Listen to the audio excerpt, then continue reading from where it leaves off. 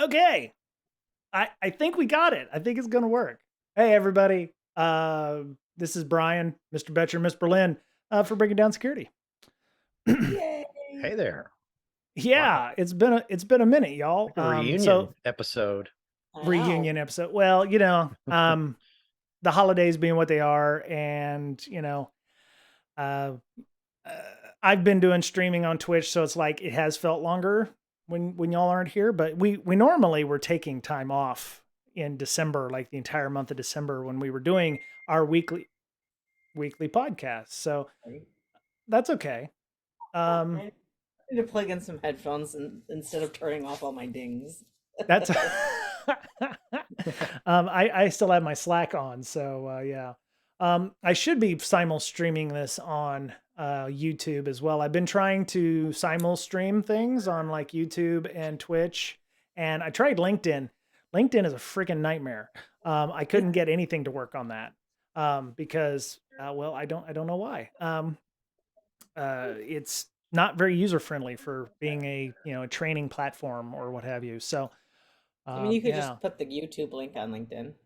I did that for the like the Yeah. Golang stuff. I just posted up, Yeah. hey, Twitch stream, we're doing that. So I'm simul streaming this, I think, on LinkedIn or not on YouTube and Twitch. So I look forward to the problem is I can't get the YouTube UI to show up where it might show the potential chatters that we'll have on there. So, but if you're listening to this with the audio, I apologize. It's been a minute since Mr. Betcher, Miss Berlin, and myself have been here, so just wanted, we're catching up. So Yeah. yeah, yeah. So Miss Berlin, how was the holiday for you? It's been what, Thanksgiving and I think Christmas. So Busy. Very, very busy. Yeah. yeah, Kids, okay, family, not too much travel, nice. Job. job, jobs, buying a Yeah, house, another house because you another want to house. be you want to be I'm a going to be a person real who estate has mogul. right there. You go. You're starting your Yeah. mogulism. Yeah, Yes. You gonna get a real estate license so you can No. um, get some tax breaks there? I thought about it, oh Yeah. but that's I don't know. I have a really good realtor. Like she's one of my really, really good friends. So oh, Yeah, very I cool. think you wouldn't get it to buy the house. You would get it to, I guess, run the business, right? oh, So okay. you Right. could be considered like if you shifted your other jobs to part-time and your realtor job to part-time or your quote realtor job, you could get tax breaks there because you would be considered in the housing industry or in the housing business, and Hmm. so you can claim some deductions there. Oh, very Maybe if nice. So my regular if I could ever do yeah, part time, I if you might could yeah, ever do yeah. part-time, that's the Right. thing. So that's Right. the stickler there. If you have to do 40 hours or more in your real job, I do. then you can't do it. Well, your kids get old enough; they could be the people cleaning your house, and you could pay them to Oh clean the yeah. house. And Oh yeah. There are I mean the 14-year-old's already gonna be the one mowing the lawn. So there you go. There you go. yep. So you had a good holiday. It was nice and quiet. Yeah, I did. I did. Nice. Okay, Mr. Betcher, how about you? Yeah, I had a great time off, um, and yeah, looking forward to surviving this next year. Um, with the economy the way it's going and stuff, yeah, I think I'm prepared. Okay. Do you have all your water chips and everything that you need? I'm sorry, that's an old video game reference My for life those of you. straw, Yeah, yeah, your life straws and your Garden of Eden device. Yeah, that's an old yeah, got Fallout. all my That's an old seeds Fallout on joke. ice. There you go. Yeah, the Austin seed bank. Is very helpful for that. So, my holiday. Thank you for asking. Yeah. No, I Was was waiting. no, my holiday was pretty good. We have code freeze. Technically, where we're not supposed to make any changes to the environment, and our boss was like, Hmm. I don't expect you to show up to any meetings, so put limited availability or something in your calendar. So pretty much the last 2 weeks of, well, probably 3 weeks, of December was, everybody, nobody's here for this meeting. Okay, it's a quick meeting, done. And then, you would, I think tomorrow is going to be the first day where everybody's kind of back to work. And so Mhm. we'll have a ton of people who will be here and available. So work will actually start commencing. Last week was still a short week, and then we'll have a week, and then we'll do MLK, and then it'll be another short week. So Yeah, we and then before you closed. know it, We like closed the whole week between Christmas and New Year. oh yeah, oh Yeah, yeah, I think okay, more people should do that. that's nice. Are you're still Yeah. working where you were working before? Yeah, Mhm. okay. Yeah, yeah. Blue Mirror So just shut down. I mean, we still like our support and Monitor. stuff. Still did stuff. Yeah. yeah, okay. No big incident responses to speak of, even though there was a bunch of incident responses in the news to speak of, like Nope. LastPass or Circle CI or anything like that stuff. Nope. Isn't that Luckily, crazy? no. Yeah. Either of you used LastPass at all? Yes, I'm I slowly do. trying to move over. It To is what? not easy. What do you? One password. One password? Because we Okay. get one password free through our account at work. Like you get a free Right. like family account with like a corporate account or whatever. And I'm Right. paying for LastPass, so I'm like, well, with this shit and the fact that I could get save some money, Right. just it's just a slow process because I'm going from all of everything in LastPass, including work stuff, to actually separating it all out, and it just takes Right. forever. Yeah, I don't put any work stuff in my one password. I still have that separation. Well, plus I don't have any passwords at work. Um, Everything is on a YubiKey or federated login, so I don't have passwords anymore, which is kind of nice. But I That's have great. probably 200 to 300 passwords in Oh my yeah. one password, left over from stuff like, oh, in 2013, you logged into a forum one time and, oh, that one's a Yep. compromised password. And I'm like, okay, whatever. Right. I don't care. Don't Yep. care. Yep. But yeah, I've been on one password for, I don't know, forever. So I guess I picked the right one so far. So, but yeah, I mean, there was a ton of stuff. I think I saw Slack. Apparently somebody had gotten into their private GitHub repos. Circle CI, which is, or is it Circle? Yeah, Circle CI, I think is the name. We actually have some articles that I had put into our notes. Yeah, continuous integration and delivery. Apparently, they had also been hacked or their secrets were stolen inside. Yeah, change all secrets and API tokens now, according to them, as of January 6th. Site-wide security breach of the Circle CI/CD service has left customers potentially compromised. I should be sharing my screen. Yeah, let me go ahead and do that. I'm so I'd love to talk about all the shit that I've had to deal with my computer recently, but it would just bore people to death because they can't see anything that's happening. Um, there we go. And of course, when I'm sharing my screen, everything's black. Yeah, everything's black. Damn it. For you? Yeah, everything. Oh, Well, no, see, the overlay is black, so when people are seeing the stream, they're not seeing what they should be seeing. So, gotcha. yeah, this was the one. So I yeah.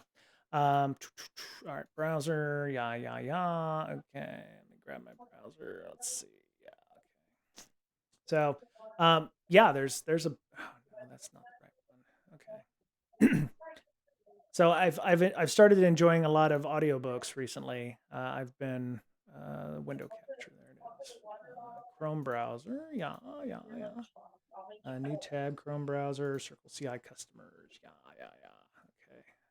Apologies for my very professional looking UI changes as we're doing them. There we go. I'll kind of just block myself there. There. So yeah, Circle CI to customers, change all secrets and API tokens now. And I will put that one in there. There we go. Added that one. Yeah. So apparently they got completely owned up, left, right, and center. Mr. Betcher, do you know the link to our Twitch? Yeah. Okay. There you go. Just in case. Oh.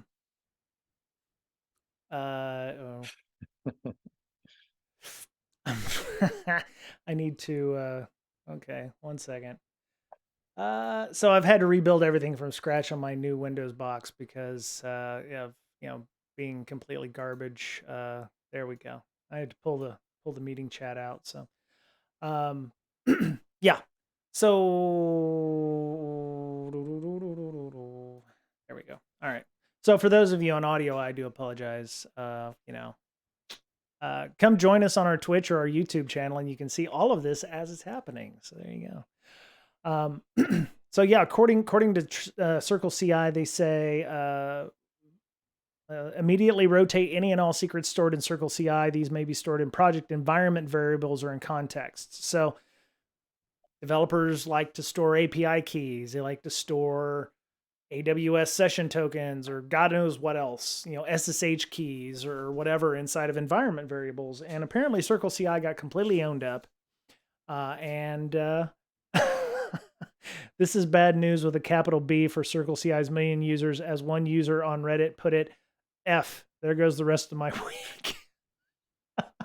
Oh no. My company deploys several hundred websites through Circle CI, each with their own secrets. Oh, gods. Oh, my God. Yeah. Well, okay. So Circle CI is quick to say, mind, you don't have to put secrets in your code. Or if you do, make them Sure. temporary or auto rotate them. Sure. Yeah. So I'm not saying it's victim blaming, but there's better ways of doing things. There is a way to do things, and then there is the good way Wrong of doing way. things. Oh, okay. I'm sure there's probably use cases to put those hashes in there when you actually controlled the entire environment. But when you've moved everything off to somebody else's computer, you run into those issues. So using things like a key vault, like Azure Key Vault or HashiCorp's Vault, or AWS has a parameter storing system. They also have a hardware key management system called KMS, as a matter of fact. So I mean, there's myriad of other ways you can protect your secrets in your environment without using, some environment variable. And so my thing is, I don't know what the level of effort is to do that. I have no idea. So if anybody out there is watching this on the stream, I'd love to hear your thoughts on the level of effort to move things out of environment variables and into something that's more secure. And if it's worth the time and effort. I mean, there may be a realistic reason for that. So, but all right. So they say, yeah. So this is from Circle CI, or no, the new stack, and they say that. So where's the blog post from them? Let's see. Did they? If your project uses project API tokens, we've invalidated those, and you'll need to replace them.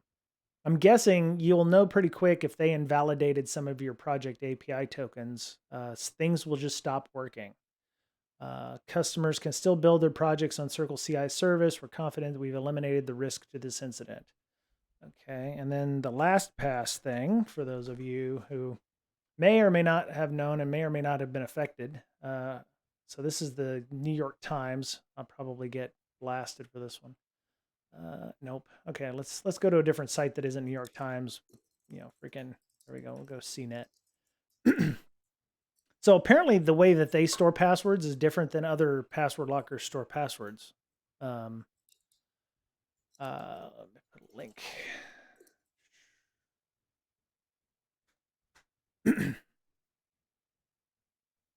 So yeah, this one was bad too. If you are wondering,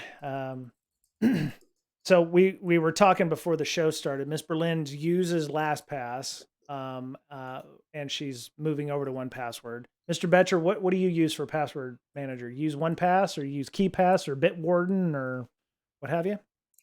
Most of those, yeah. I use Most LastPass of for them. personal stuff and the Okay. rest for work. Yeah. Okay. Yeah, I'm on Mastodon a bit more now than I am on Twitter, but both sites were pretty much saying, "Oh, it's time to get rid of LastPass." I only use Bitwarden, and I looked at Bitwarden. It's some kind of self-hosted system, very much like KeyPass or something like that. Yeah. I've used KeyPass, and it's great. And there's Me too. it's okay. I mean, It's a pain in the butt. how's it a pain in the how's KeyPass a pain in the butt? Isn't that the one that doesn't have a browser extension or anything? That's like just a local safe. Hmm. You might be right on that one. You might be right on that. Let me see if KeyPass has one. I actually don't use the browser extension on them. I used it about a year ago. It seemed like that's correct. Maybe they have upgraded to a browser since. I don't know. Just Yeah, because I'm lazy. I want autofill yeah. Yeah. on my stuff. Apparently, I they want to be do able to have one. share passwords. Like I share passwords with like family members and stuff for that. Right, So right. It seems like that they've added a browser plugin to KeyPass. The other thing I liked about KeyPass was they actually had like a you could when I was using it at CrowdStrike, I was using it for my password locker. They had a file that you could store on your local box and use as kind of like an Yep. entropy or like a not just the password and your USB key, but it's like you could put a text file on your desktop and then say, well, okay, this is the right password. Oh, and this is the file that will automatically let you know that I am legitimate or who I am. Let me in.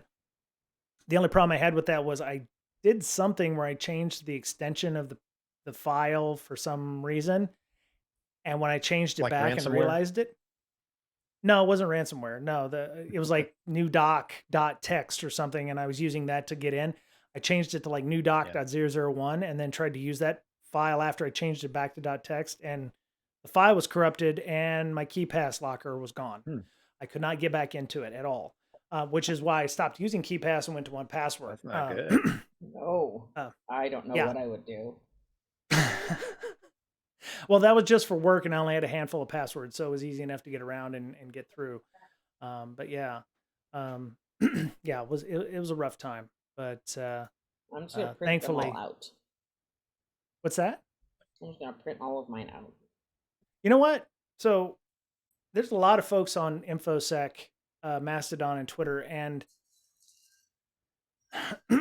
there was one guy I actually kind of took to task with this. Or like everybody should be using a password locker, and I was like, really? Yeah, I don't think so. No, No, not really. I disagree.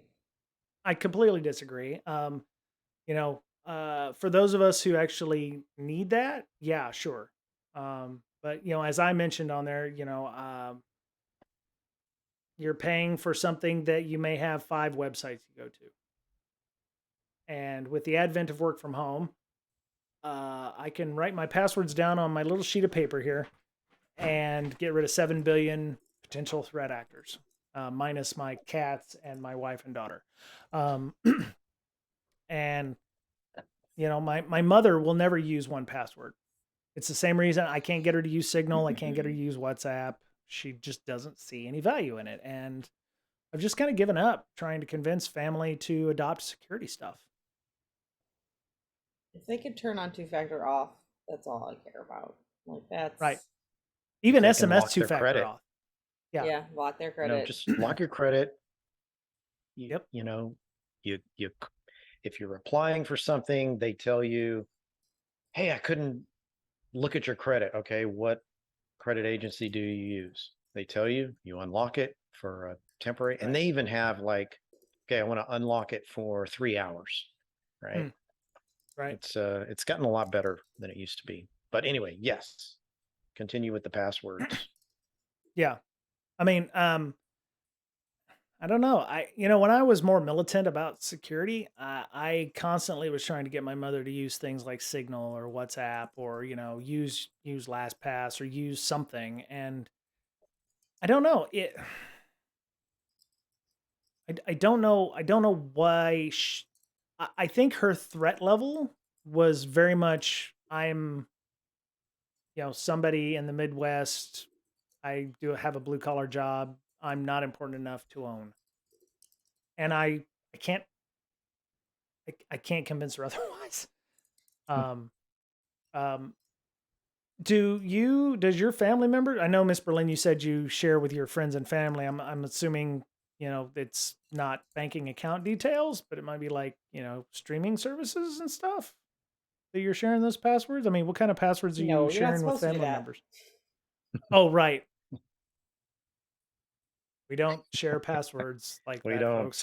We We, don't share passwords. No, that's streaming against the terms of services. service. no, that's against, yeah. Don't share Amazon Prime, kids. Anyway. Um, so you're sharing important things that are not streaming services like banking Right. details or whatever. Right. Yes, Okay. exactly. Okay. Which are, Right. yes. Yeah. Mhm. Yeah, that makes sense. Comfortable in here. Anyway. Guess it's good I don't work for Netflix, huh? Yeah. Well, I mean, that goes without saying, but yeah, I mean, it's rough because it's like, you got security people out there that just say, everybody needs a password locker. And of course, the 1Passwords and the last passwords and the bit wardens of the world are like, yeah, please, we'd like more money. And it's, even if they stuck everything in one password locker and they would secure it with a shitty password, you know, my mother is in her mid 60s and, she works 40, 50 hours a week and most of her stuff is on her phone, you know. And yeah, I don't think there's a good use case for password lockers outside of like really hardcore work environments. I mean, unless there's I'm open to suggestions on how, there might be a valuable use case for that.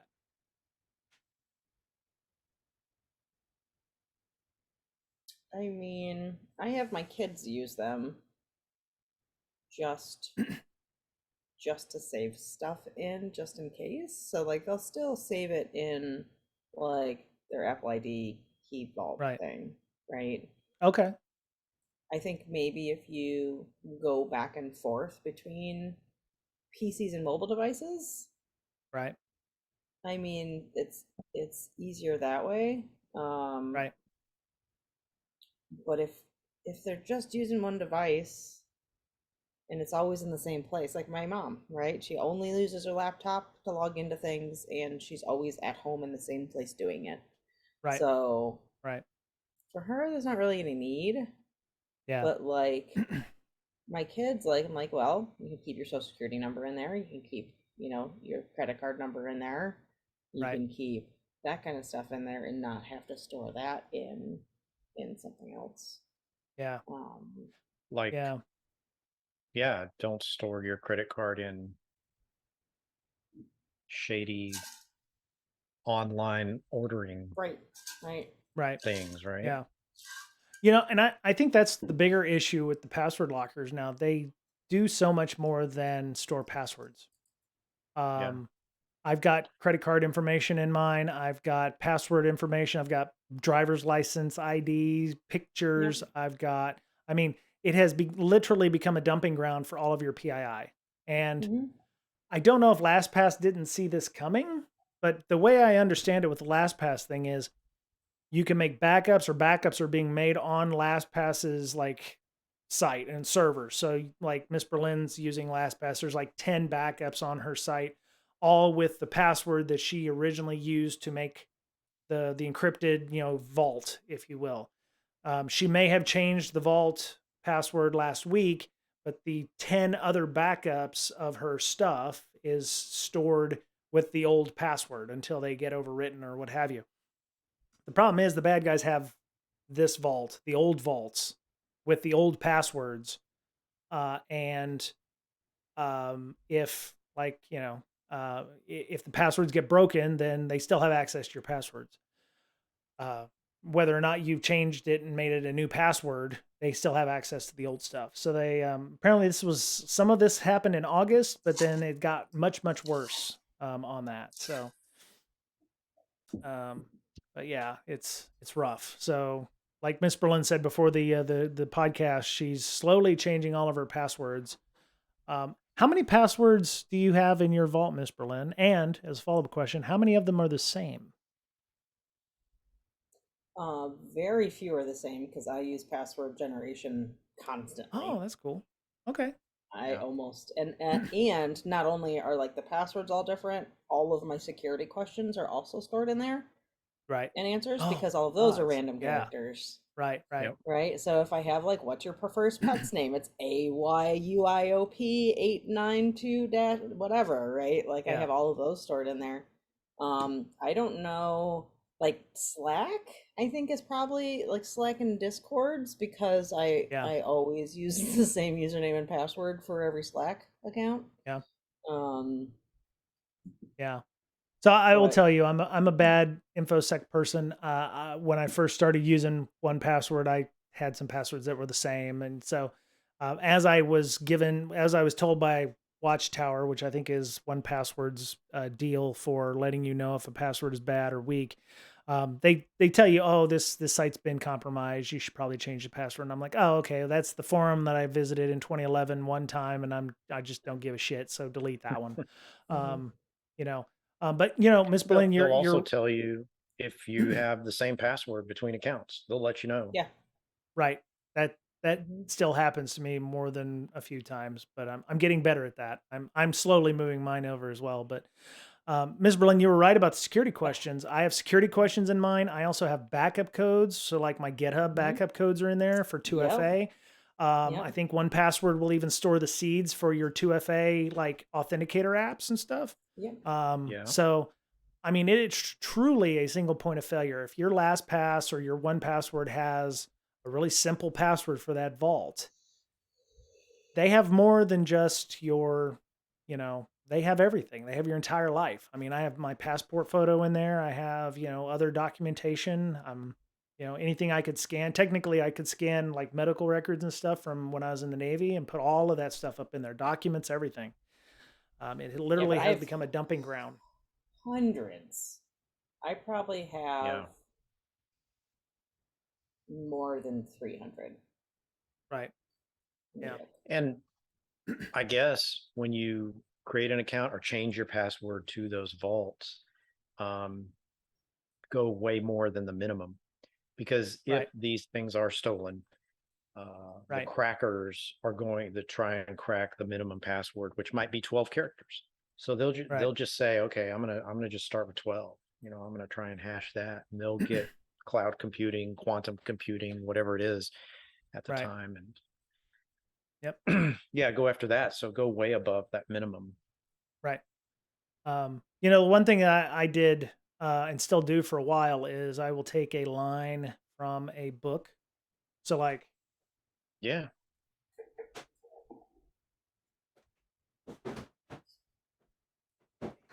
Catcher in the Rye. I'll pull out one of the old classics here, Yeah. and I will go, you know, Right. I'll pick a spell, like, oh, here's a druid spell, notes regarding druid spells. So it'd be like animal friendship. So I could, my password would be animal friendship or something like that. Um, you know, you could do that. You could find a famous book, Call Me Ishmael or something like that, or you could pick a line from that, or something where you're actually picking a phrase. Give me Yeah, liberty one or give me thing death or yeah, whatever. one thing I used to do is I would have a word or like a phrase or whatever, and then I would pick all of the Yeah, like this one. consonants or all of the vowels, nice, from whatever the website was. Right.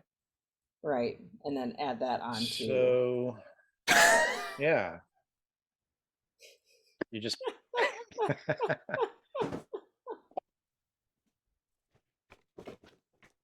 Hmm. Yeah. yeah, just a recipe. Yeah, just a bunch of freaking recipes in here. Yeah, I actually did get. So last Christmas we got my wife got Danny Trejo's book, Trejo's Tacos. This Christmas she got me Snoop Dogg's cookbook. nice. So we're gonna try Nice. some of those things. Except the problem Yeah. is she's gluten intolerant, and I'm trying to stay away from carbs. So the first picture I show up with is like biscuits and gravy. So I'm like, okay, well, Biscuits and gonna have gravy to make sounds some so good. Snoop Dogg's biscuits and Well, gravy, I guess. So Yeah, I Yeah. also am attempting to stay away from carbs. I have had no, other than like a tomato or peppers or whatever, like actual vegetables. Yeah. I've had no carbs for today's day 5, Yay! Awesome. Awesome. So and let I've me ask already you lost something. 8 pounds. Are you doing sugars Mm. like I'm soda and I'm stuff? hitting sugars. Mm-mm, No? Okay. mm-mm. Very nice. Well done. No, the only fake sugar I've had is the little Mio stuff that I squirt in my water. Okay. Yeah.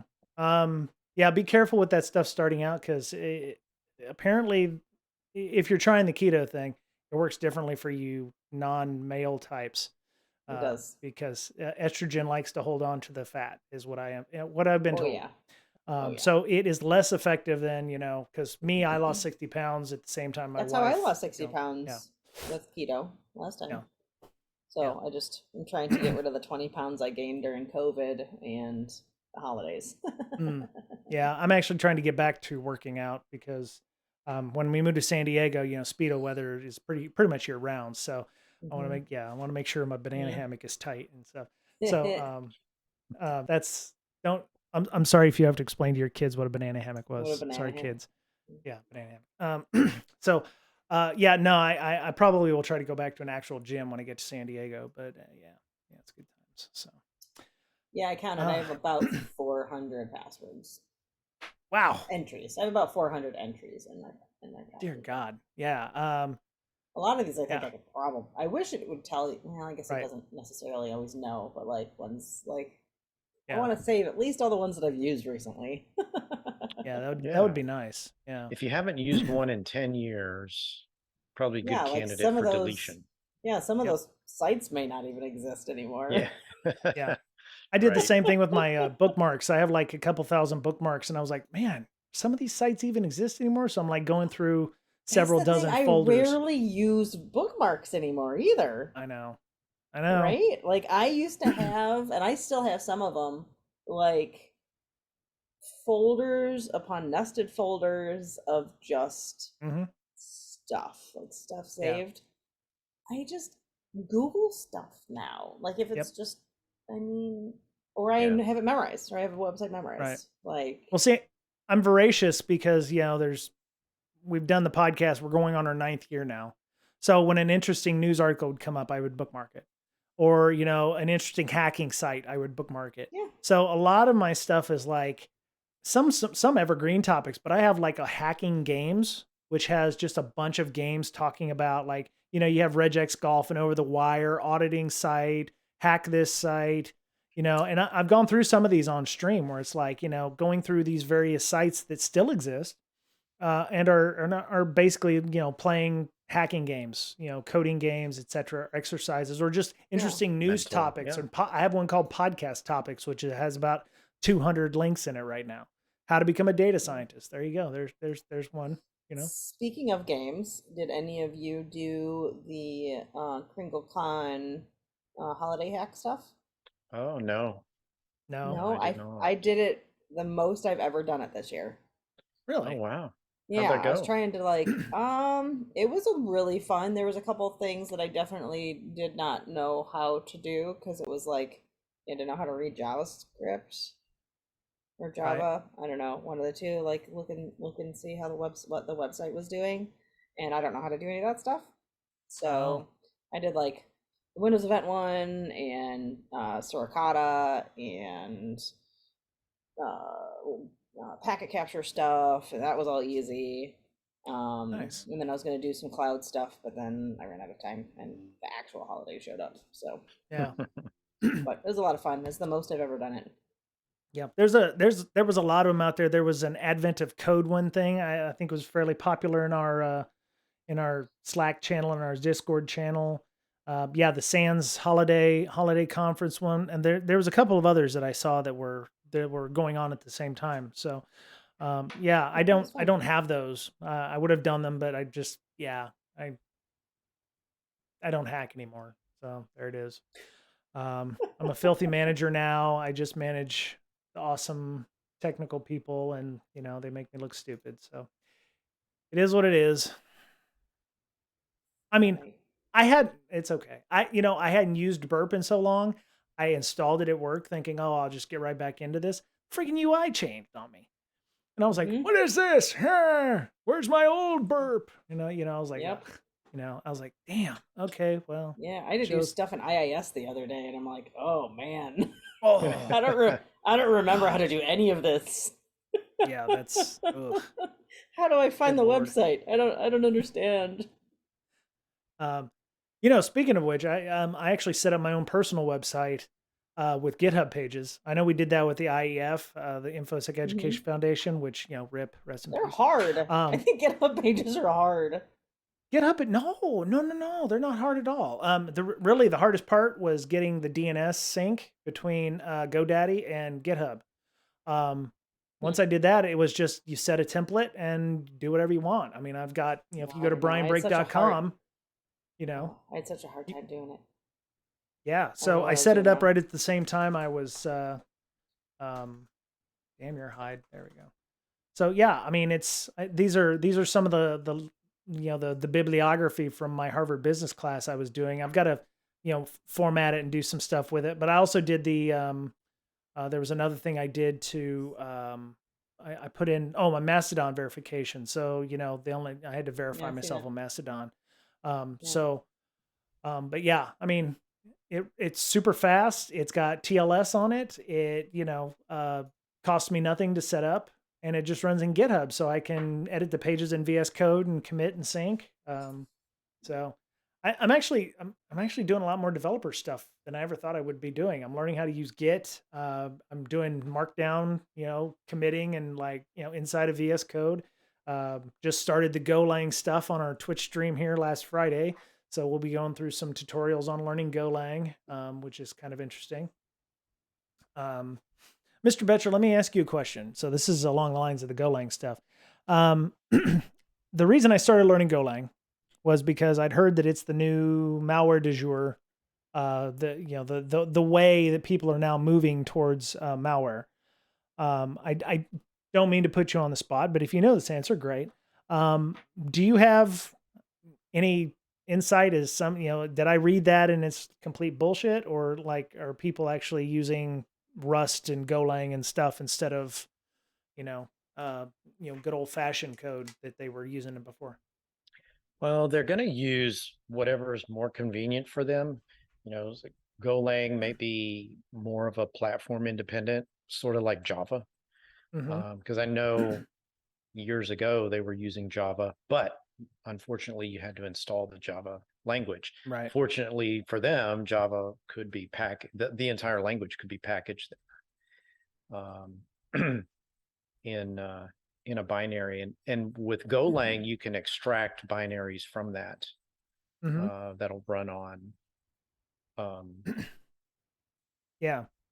uh, Windows computers, right? Right. So I don't. By the time I see it, I'm not sure if it was packaged in Golang or not, Right. right? So I'm Yeah. not sure.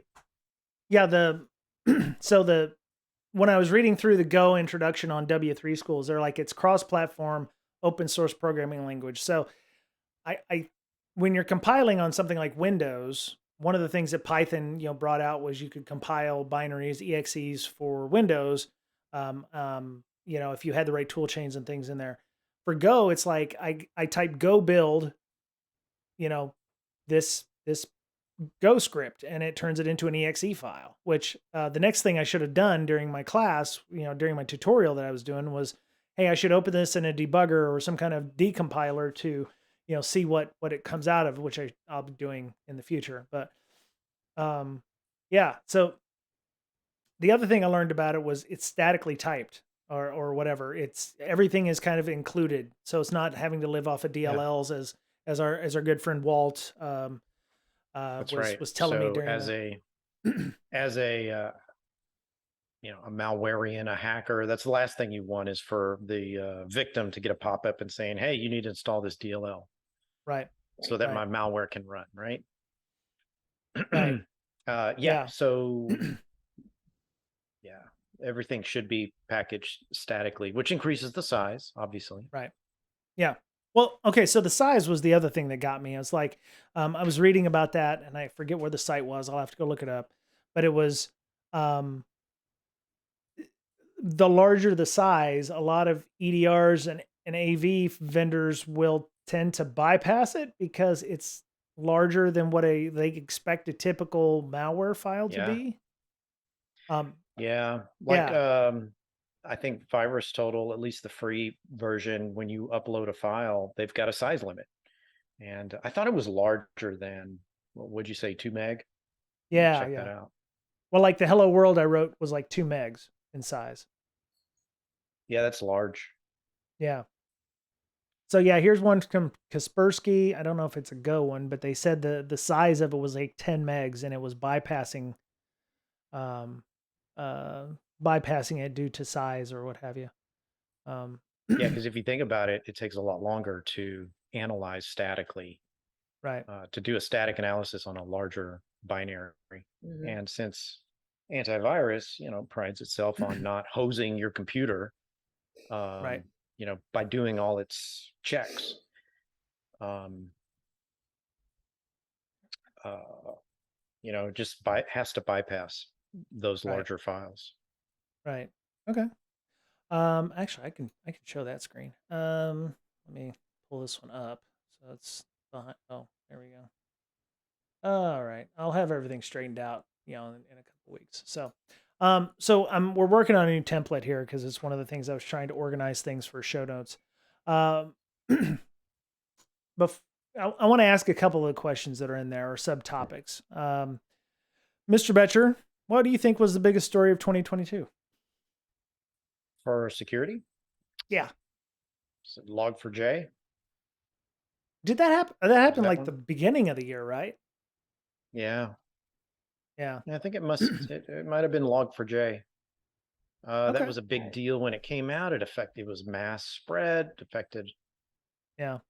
so the much. majority of companies, I want to say, at least in the software realm, Did and it? maybe the majority of companies in general, because most companies have software, right? And Right. that software would have been affected typically. So yeah, it's pretty huge. Right. I thought it was a really big deal. Right. Did it?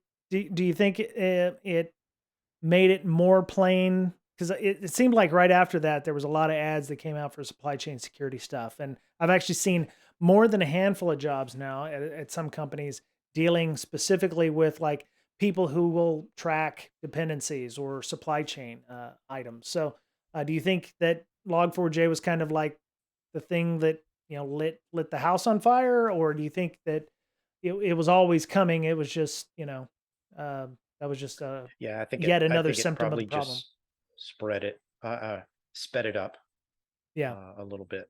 Yeah. Yeah, because Okay. if I it mean, wasn't that, it would have been something else. and that Right. was so big that like non-security people were talking about it. Like I had Yeah. people send me articles like, "Hey, do you know about this?" I'm like, "Yeah." Like a Yeah. lot of people knew about that. Hmm. Miss Berlin, how about you? I was gonna say the same thing. Oh, okay. Um, mine's a Yeah, little more. so Go ahead. uh, 2 meg is pretty big. LogMD full version is less than 2 meg. Right. So Um, yeah, that's pretty big. malware size. I'm trying to find the article. Evades EDR. I'm trying. Yeah, I was trying to find the article I was reading on that. Maybe it was apocryphal or what have you, but yeah, I thought I had read something where they said that that was a way of people were bypassing the size of that. Maybe it's because Virus Total has upload limits, like you said. Maybe there was another reason for that. So um, I don't know if my 2022 is probably the run up to the war in Ukraine. And a lot of the stories that we're seeing coming out about the malware and attacks on Ukraine's infrastructure, counter attacks, cyber attacks on Russian infrastructure. There was even, discussions about satellite terminals being hacked. I think when the first days of the war started, Musk had sent over some Starlink terminals, and there were satellite terminals and satellite comms that were being hacked, which kind of is a new frontier. I think I saw an article the other day about, there's a framework for hacking, or no, NIST has implemented a framework for satellite security. Oh, And yeah, what's yeah. that? Yeah, let me go. I posted that somewhere. I think it was in the GRC channel in our Slack, on our Discord. Let me see, where is it? No, it had to have been in Slack. I think I put it in the GRC on our Slack. Yes, space race. Defenses emerge as satellite-focused cyber attacks ramp up. Here's a link here. It was a dark reading article, but I think NIST has created a framework based on attack matrix for threats that are doing that. The goal of the framework is to better understand not only potential threats in terms of traditional TTPs, tactics, techniques, and procedures, but also are applied to the space sector, but also to help companies and government agencies create countermeasures against attacks targeting satellites and spacecraft. That's that goes beyond like ICS used to be what we would consider like I don't know, the bleeding edge of like trying to get security to work, but this is a whole nother, whole nother thing. So, but yeah, so what's the NIST? They say they created in October the Space Attack Research and Tactics Analysis Sparta Matrix, a version of the MITRE ATT&CK framework applied to threats against space-based infrastructure. So, Miss Berlin, your TDPs and what you're looking for is going to get that much bigger, right? I don't even know where to start logging that stuff. Yeah. I mean, we're going to have rovers. We're going to have, we're going to have to protect, because eventually, depending on who you talk to and, which figurehead you're listening to, we could have a Mars station in 2027, that kind of thing. We could have people on Mars living in 2027. And all we need is somebody to send a signal from Earth, being a dumbass, to Mars, please give us 10 Bitcoin or we're going to open up all your airlocks, Yeah. And, there's no, they have so many redundant backups, but it's still code and it still has vulnerabilities in it. And, I would hate for the version of Roanoke here in the new world, if you will, to be, all disappear because of a virus, not so, but yeah. Just an interesting story there I read about that. But yeah, so I was just thinking hasn't been like a movie or some kind of episode of something. Well, there was a movie with there was a movie with Gerard Butler called Geostorm, which was really not a very good movie. But it was so am I the your audio sounded a little odd. I don't know if it's me or if it's someone else. No, it's fine. Okay. I'm going to hope it's fine. If any of our listeners or people watching the stream can tell me if I'm just, out of my gourd, just let me know if, I can switch microphones. No, it's okay. You sounded fine to me. I don't know. It's me. Okay. All right. You're just crackling a little bit, and it might be me. So I'm just going to suck it up and move. But so I'm just going to have to unplug and. Well, okay, it's Bluetooth, so yeah, it's the same dumb brain that's hearing that. So yeah, actually, I'm hearing it from both of you now, so it's got to be me.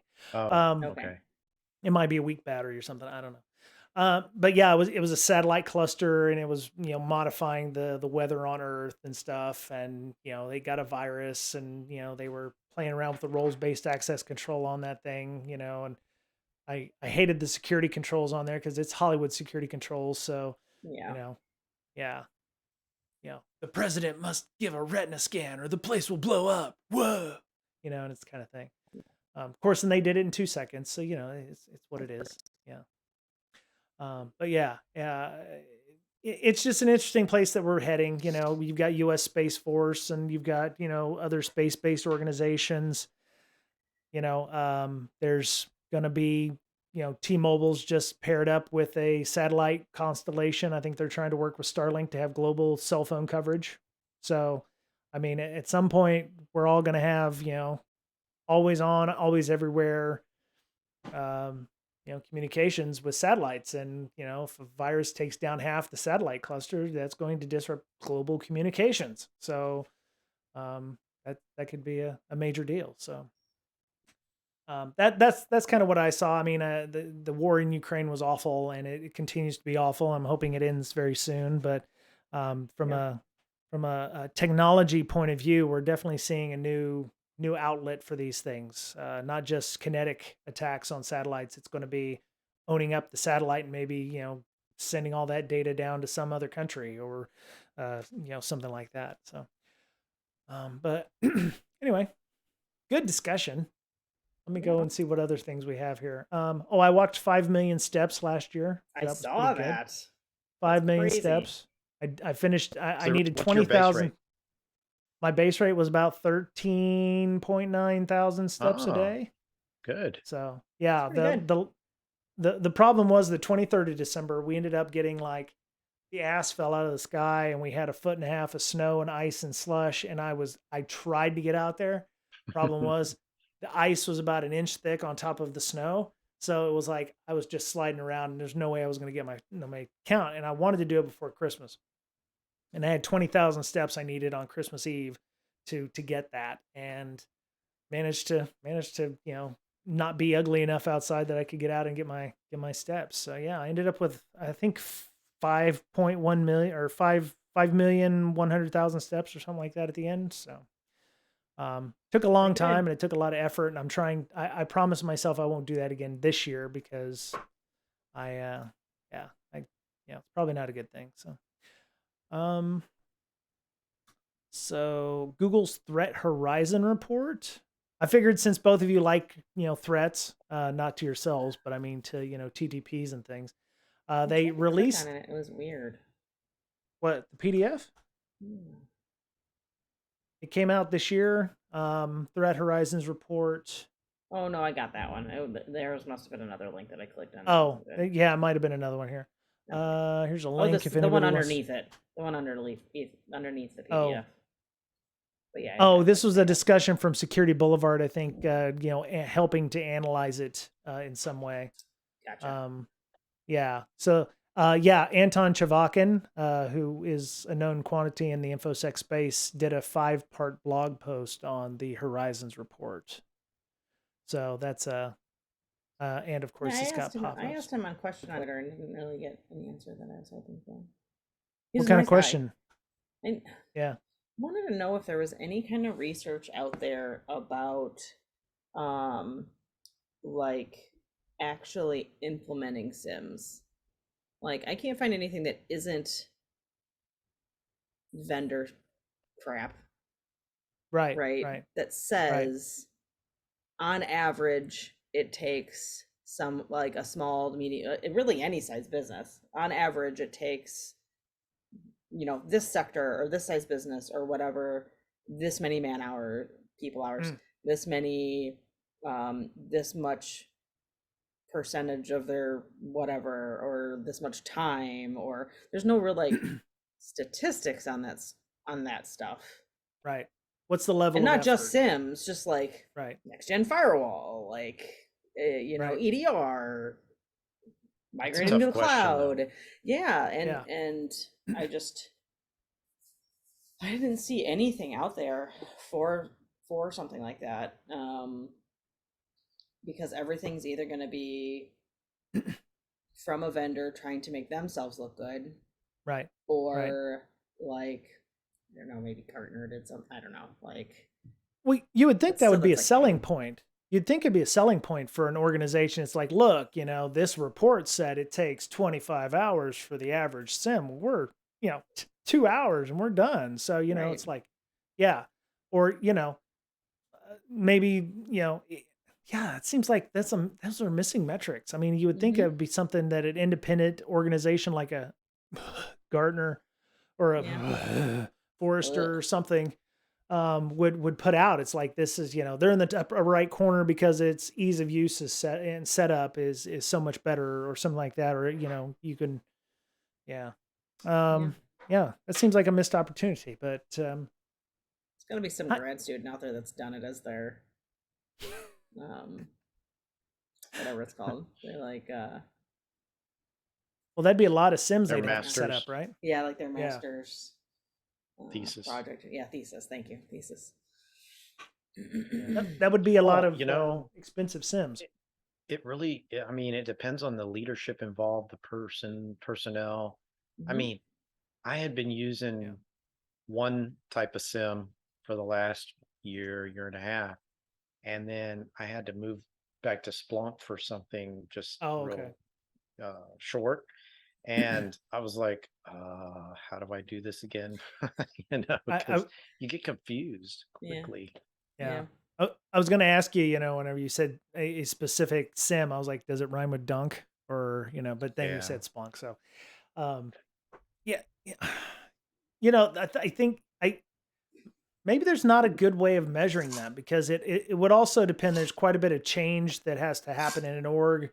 There's, like you said, Mr. Betcher, there's management, there's, you know, just getting those changes in place. Well, there's And then there's like the documentation too. quality, yeah, and the quality. Document, Like, yeah, sure, maybe Exactly. you say it took a week to implement, right, but But like, right, is it yeah, usable? I've got yeah, I've got undetermined amount of servers that I need to find, figure out Mm. what they right. are, Yeah, maybe yeah, upgrade them. right, right, Nobody knows what, their asset management is like 0%, right. and so that could take years. Yep. Hav- Seriously. Haven't you heard asset management's old and busted? We don't worry about that anymore. That's fine. No? Okay. Yeah, yeah, it's all good. Yeah. Okay. It's all in the Actually, cloud and they take see, care these of are it. great hot takes that I Cloud see takes on care. Mastodon. I see these on Mastodon now, and these are all the hot takes that people are, pushing out there, along the lines of, oh, everyone needs a password locker. And I was like, well, how many passwords do you need for a password locker? And they're like, 2. And I'm like, okay, so 1 account and 1 password for the password vault. And that's 2. And didn't answer me back. I actually think that, yeah, Mastodon needs some kind of moderation or some kind of algorithm to parse that shit out, or, it's hard to hit block and mute too much. People abusing hashtags and stuff over there. So, um, let's go see one more thing. Hacking. A hacker monitors cars and can kill engine GPS. So, a Vice motherboard article: hacker finds he can remotely kill car engines after breaking into GPS tracking apps. And there's a pop-up. Yeah, that's great. What's everybody think about that one? What kind of GPS tracking app? I'm assuming it's any car with a GPS in it. I skimmed over a little Yeah, bit, so yeah, it's like it's like fleet right, management. So one is yeah, iTrack and one's ProTrack. Okay. Okay. right, Like Protractor.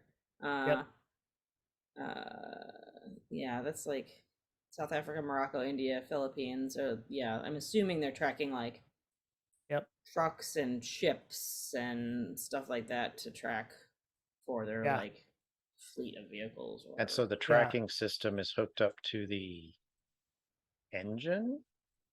Yes. Well, Uh, it says on some cars the software has the capability of remotely turning off engines of vehicles that are stopped or are traveling 12 miles per hour or slower, according to the manufacturer of the GPS tracking devices. So yeah, I mean, it seems like they can interrupt the vehicle operation, kind of like a remote kill switch on a car. Was it low jack? Low jack? yeah. Um, might actually, my Tesla has a kill switch in it. Tesla probably can kill my car that way.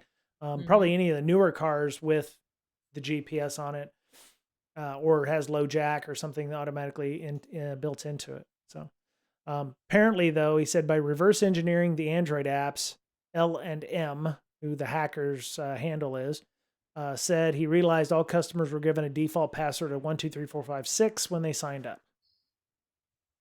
So Yay. easy 6-character password can be broken less than half a second. Well, probably a millisecond, And yeah, he said he brute forced millions of usernames via the app's API.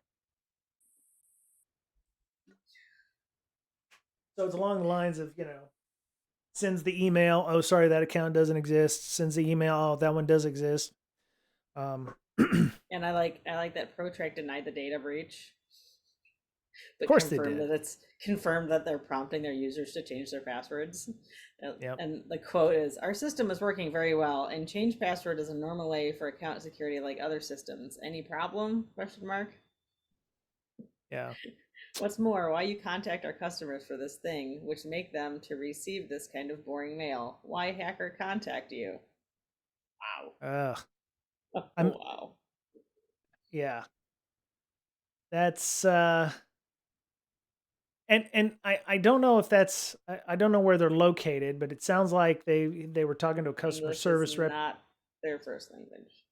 That, and you wonder who actually owns the company, because if it's a Chinese Right. company who is actually known for wanting mass surveillance or GPS access like this, you know it's obvious it's not a U.S. based company. So their thought and their threat process here, their threat management and risk management is not typical of a U.S. company in some respects. I look forward to your anger and your email. Don't worry. Um, but yeah, so it's unfortunate that is it Sylvia? Is this? Oh, is this? Who wrote this article? This was Franceschi Bisharai, I think is his last name. So yeah, he was able to track cars all over certain countries. I don't know if he checked all the countries, but yeah, they have a stop engine. They have a feature. The apps have a feature called Stop Engine. Okay, so yeah, it's similar to what I have on my phone for my Tesla app. If I see the cars not being ran, or if it's in a certain distance away, you'll get notified, or I can see where the location is on there. And if I said, hey, my car was stolen, then they could remote kill the system. So it's in the Captiva app, I think. So, yep. So yeah, let me see one. Something similar. I guess Twitter has had. I don't know if they can call it a data breach because they just queried an API, but there was the Twitter 200 million, I 200 saw million that. at. I I can't call it a data breach, right? Because they um they queried an API, right? That's the way I understood Isn't it it. still isn't it still a data breach if data's exfilled? Well, if it did they do anything to gain access to the API outside of querying it? If you can query an API publicly, that's not a breach. That's making you can enumerate users that way. So Yeah. criminal, Account yeah. data, account details of 200 million users leaked. So maybe a Yeah. data leak, not a data breach. Well, did they We do want to be anything wrong by querying the API? everyone has a different mm, like version of what's moral. So it depends on who you ask. I mean, they used web scraping software to search the internet for publicly available email addresses. So they're publicly available. And then they were able to correlate the email addresses and IDs of 100 million Twitter users using the API. And then what? So he used a publicly accessible data set and made a query to an API. Is there anything illegal there?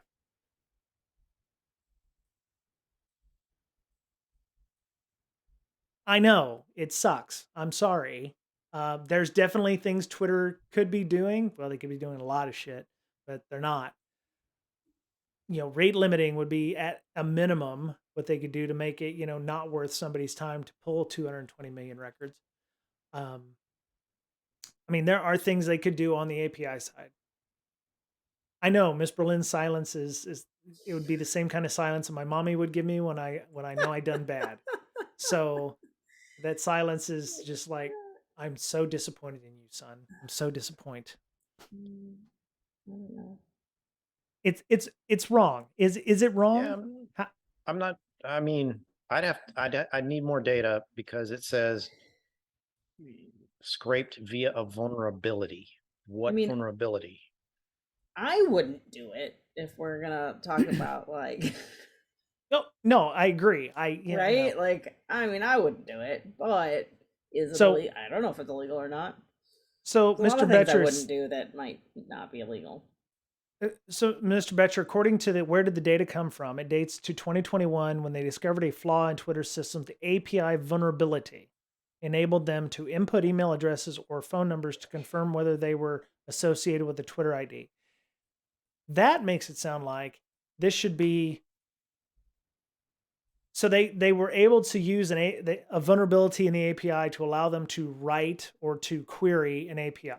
So there must have been a vulnerability somewhere that allowed them to Well, query an open API or instead of, it I think sending the data. I think it says, well, underneath that, they were able to put in an email address that they already had and Right. verify that it was actually a Twitter account or that the email address was associated with a Twitter account. Yeah. Like by the way that the system responded. Right. Right. So I took an email address, I queried this API. The API sends back an information saying It user says X ID instead of Y. 117. Yeah. Yeah. This I user don't even know ID if it doesn't was user exist ID. or yeah. Yeah. That's what it would say. Does exist or does not exist, Mm-hmm. Right. and that sort of And thing. they were able So yeah. so you'd query it 7 billion times, everybody in the world, Right. and then you'd get Right. back 400 million or something like Right. Right. that. Yeah. Positive So hits. Yeah. I mean, I just read today that there's 4.5 million people using Have I Been Pwned. Wow. So the problem with the article, they mentioned it was like anonymity. Some people are using, address to hide their anonymity. And this basically ties them to a specific email address, which may be a bad thing. Does it tie the email address to a specific account, or does it just tie the email address to a To Twitter a user? account. Yeah, to a user. So somehow they figured out how to Then tie those email addresses and pseudonyms together. so that they tied it to the Twitter account. So they have a Twitter Right. account and an email address, and they know that the two are linked, or they Right. just know that the email address is associated with a Twitter account. Don't know which one. Yeah. So they said Which verified one of accounts those? with large. Let me see. Where do they say? Browsers combine this with. So for many people, they could be easily identified by their email address, particularly if they use their name or the name of their business. This could be troublesome for celebrities or other high-profile figures. So they have the email addresses from public records, and if it says Scarlett Johansson at gmail.com, Yep. and you find out that Scarlett Johansson at gmail.com also registered that Twitter account, but the Well, handle is wait, something like, registered a Twitter account. registered a Twitter account. Yes, it doesn't have to be Don't know which Scarlett one. Johansson, right? It could be at Sky is Blue, and they may be trying to keep their anonymity by saying, oh well, Scarlett Johansson at Scarlett Johansson is the real one, but Sky is Blue is her like alt account, and it seems like the way that this article was written, and you can read about it in our show notes, that those accounts, somebody did some bad OPSEC and put the same account on both of those accounts. So you could, get back that information and figure out, who was who. Yeah. So if it would have linked the two accounts, the email and the Twitter, they would have said that in the article. So they're making you think that they're leading you on, right? I don't think it links the accounts. It just says, yes, this is a valid Twitter user based on the email address, right? Yeah. That's a vulnerability. Is it a data leak? I mean, that's a gray area. It just verified that email address is linked to Twitter, Right. right? And then you can surmise that that's the email address of that person, and then you Yep. can, as an attacker, send phishing emails and say, hey, your Twitter account, blah, blah, blah, and try to get them social engineered, right? Yeah. Yeah. So another article from NBC 29. I don't know where the hell this is. Oh, it's out of Charlottesville, Virginia. It's part of the AP article. They're quoting the AP article. They said making millions vulnerable to having their accounts compromised or identity exposed if they've used the site anonymously to criticize oppressive governments, for instance. And then down at the bottom, it's here like people who use Twitter anonymously should have a Twitter dedicated email address that does not disclose who they are and is used solely for Twitter. So the millions of people talking and trying to criticize oppressive governments apparently use their real names at gmail.com for their anonymous accounts. Well, that's just a terrible idea. What am I supposed to do? This goes back to the password thing. If it was important enough, they would store it in a password vault. Yeah. Or they should create another email. I mean, we see it all the time. I mean, I get Slack invites from people who use their work email addresses. And I'm like, don't do that, bro. One, if you leave the company, you're not getting back into your Slack. And two, I don't need to know who you work for. If it was like Nazis for Wisconsin.com email address, I'm like, yeah, you're not going to join our Slack. Right? That kind of thing. So, yeah. I'm sorry to all the Nazis who are not in Wisconsin, and I'm sorry if you're in Wisconsin and you think there's Nazis there. So there we go. There's Nazis everywhere. Yeah. So, but yeah, I mean, it's an OPSEC thing, right? Or if it was important enough that you were worried about, you just didn't think about Twitter, sending out your email address. So, but that is what it is. I'm going to put the NBC 29 article in there because it was better than the one that I'd found originally. So, okay. Cool. Well, before we go, because we're at an hour 12, but we're only doing these every 2 weeks now. So that's another kind of a big announcement. Instead of trying to do a weekly thing, which we really hadn't done for a while, we're just going to kind of commit to every 2 weeks, and we'll just kind of keep it longer. There's no reason why we can't. So you've got 2 weeks to listen to us. And we'll still have interviews and stuff like that. I'll have some people and I'll be doing things on my Twitch, but the official podcast will be independent kind of the Twitch. So that way Mr. Betcher, Mr. Berlin feel like they don't have to show up at 3:00 Pacific time with me, to talk about Golang or what have you. So, yeah. So, hopefully I'll get this out by, this evening, or early tomorrow. Ms. Berlin, you've got some training coming up soon. Yeah, I'm training, doing a workshop at Code Mash, which is a developer conference. Okay. And it's convenient because it's at an indoor water park that's like a 20-minute drive for me. Is that Great Wolf Lodge? It is not. It is Kalahari, which is down the street from Great Wolf Lodge. Okay. And much better. I'm hoping it is. I went to Great Wolf Lodge, and all I remember is the chlorine burning my eyeballs when I walked into the swimming pool. So terrible. I did not like it wasn't Great Wolf fun. Lodge. It's cold in ours. Like, I don't know if it is in other ones, but like I shouldn't have to walk into an indoor water park and be cold. Oh yeah. No, ours was lukewarm water.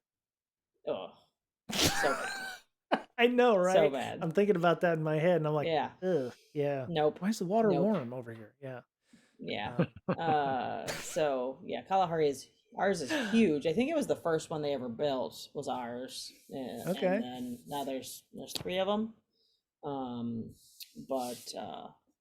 Yeah, they have a huge convention center and a spa and all that kind of stuff. So nice. That's where the conference is this next week. Cool. And you'll be on site there doing that, huh?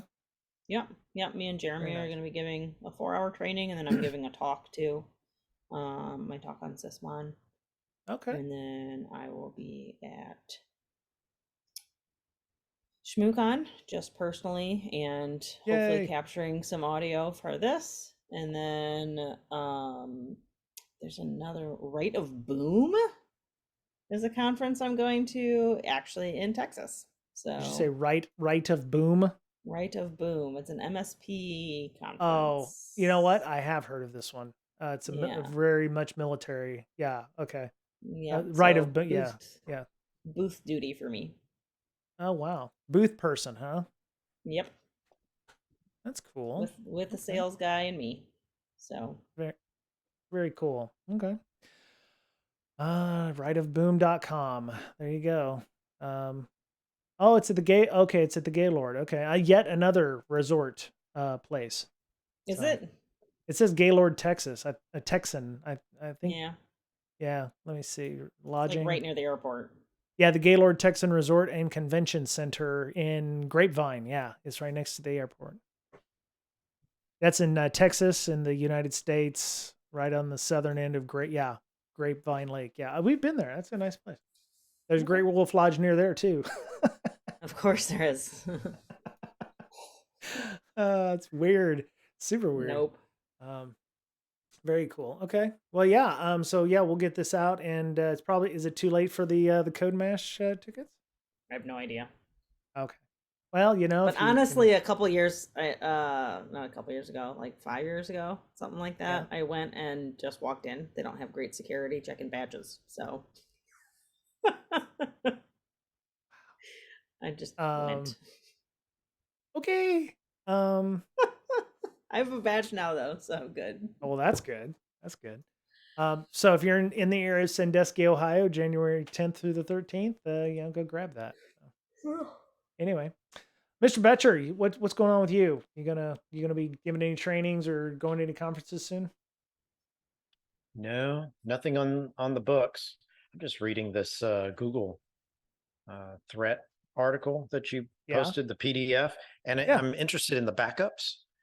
And I was expecting to read that hackers are attacking backups in order to steal information from the backups, because that, I mean, depending on what you back up, you could back up your entire company's emails. The CEO could Mm-hmm. be targeted, Right. and they would never touch like your Exchange environment, and your backups are sitting there, just owned 6 ways from Sunday. And they don't even mention stealing info from the backups. All they mention is deleting the backups and encrypting the backups. Oh, yeah. So anyway, I was surprised at that. Okay. Anyway, All right. Yeah. but yeah, no, Nothing.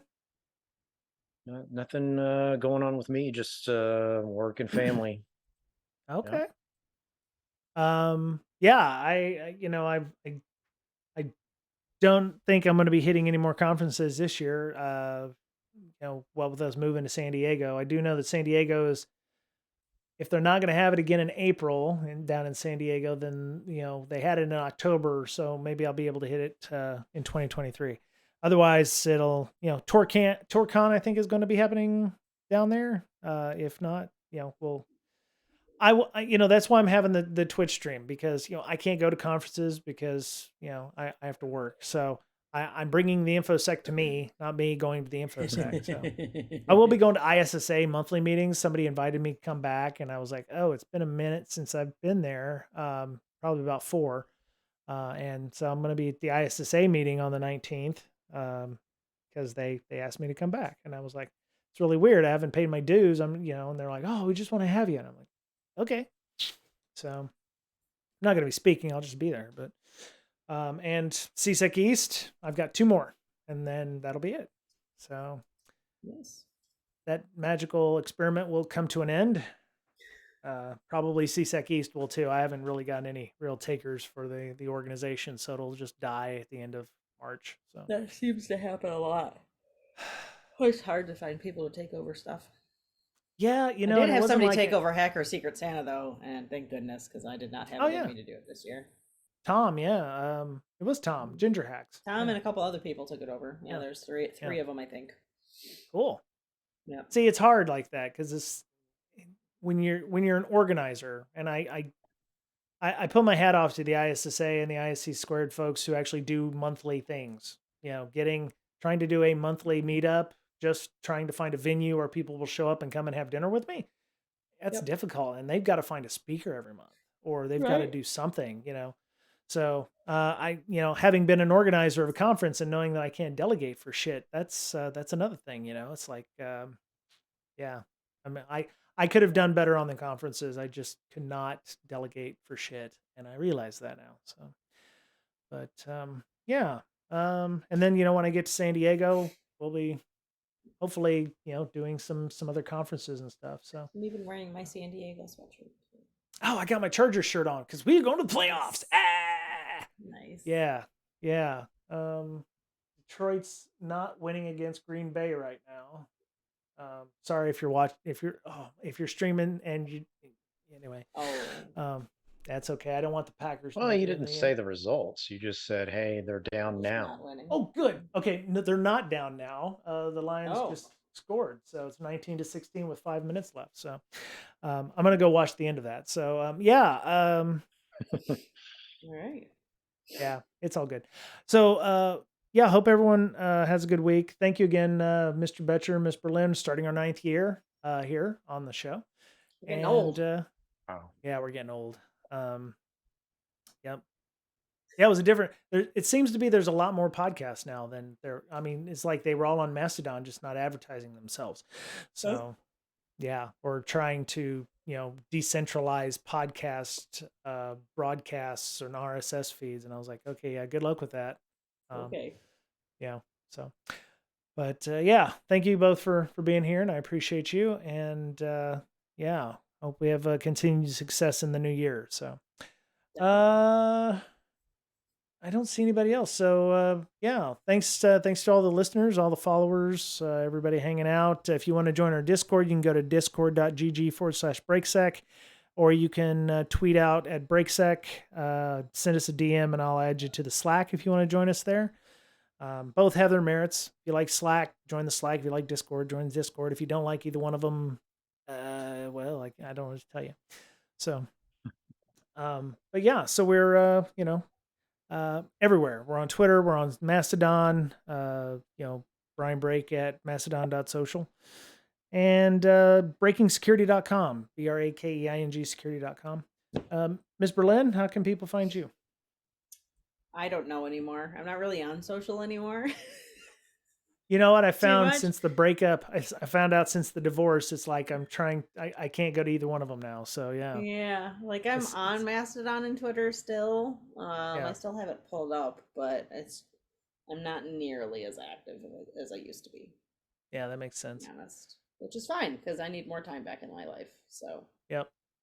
There we go. Yep. Okay. Well, normally Info Sister it'll be on the crawl at the end of the show. Yeah, Info Sister. And Mr. Betcher, you're on Twitter, kinda. Kind of. Yeah. Yeah, you just follow them TTPs and the MyOCs and the threat and tells and You got whatever. it. Okay.